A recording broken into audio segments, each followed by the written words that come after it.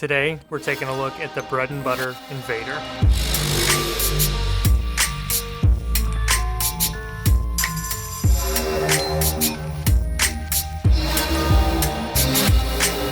What's up, guys? If you followed the channel for a while, then you know that I'm a big fan of bread and butter paddles. And I actually used the Loco and the Shogun as my main paddle throughout this past year.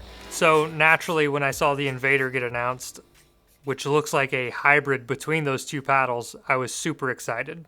But there's a little bit more going on in the Invader that makes it a bit different than just a hybrid of those two paddles. So let's take a look at the specs and kind of what makes this paddle different.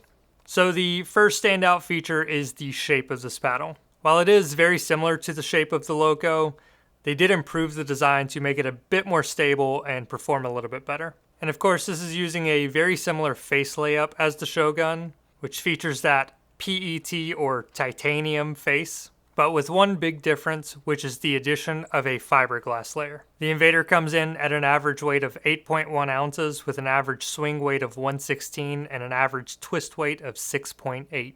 It features a 5.3 inch handle, however it can easily be overwrapped well over 5.5 inches thanks to the taper on this new hybrid shape, and I'm pleased to say that it is a very high quality and good feeling handle.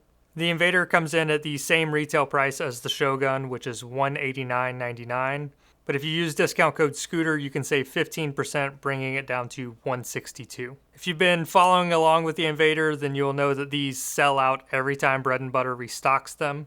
But if you go to the Invader product page on their website, then you can sign up for restock notifications to be alerted anytime they restock them.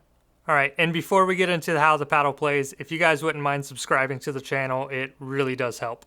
Alright, so on to how it plays. First off, it does have a very similar feel to the Shogun. It's got that nice soft springy feel on soft shots that makes it feel effortless and super easy to control at the kitchen. But that added layer of fiberglass makes a huge difference. It gives it a slightly stiffer and more responsive feel, and adds a significant amount more pop over the Shogun. However, the overall power level stays very similar, which makes this paddle a super well-rounded offensive paddle without sacrificing too much control.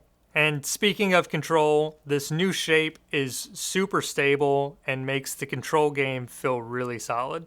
And that stability is reflected in the higher than average stock twist weight of this paddle.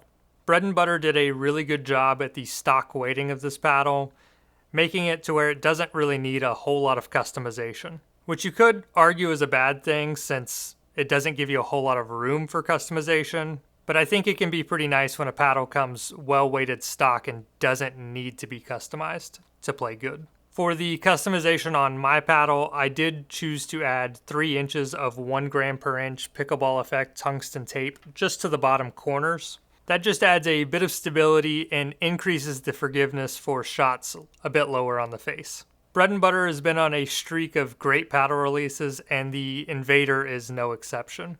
I think it's easily one of the best looking paddles on the market, and it has the performance to match. With solid pop and power, that unique soft and springy feel off the face, and great stability and predictability, it's just a really well-rounded paddle. And of course, I have to mention Bread and Butter's packaging.